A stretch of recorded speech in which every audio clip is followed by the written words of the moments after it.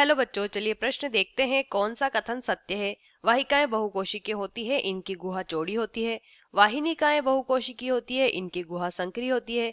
वाहिकाएं एक कोशिकीय तथा इनकी गुहा संकरी होती है।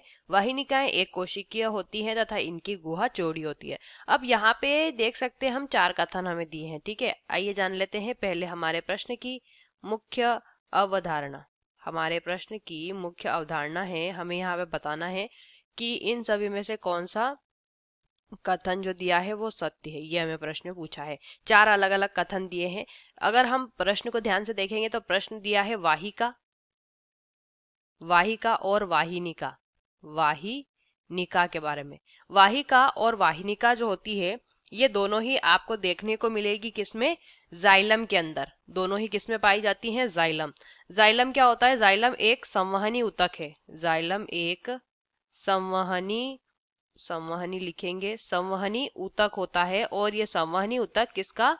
जल का संवहन करता है पौधे में। अब अगर बात करते हैं वाहिका की, ठीक है, तो पौधे में जो वाहिका होती है, पौधे की जो वाहिका, ये वाहिका जाइलम का ही एक भाग है।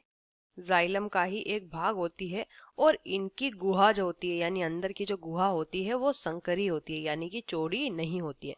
वाहिनिका की अगर बात करते हैं, ये भी जाइलम का भाग है और इसकी गुहा चौड़ी होती है दोस्तों। जो वाहिनिका हमारी होती है, इसकी गुहा चौड़ी होती है। और ये एक कोशिकीय होती है। कैसी होती है?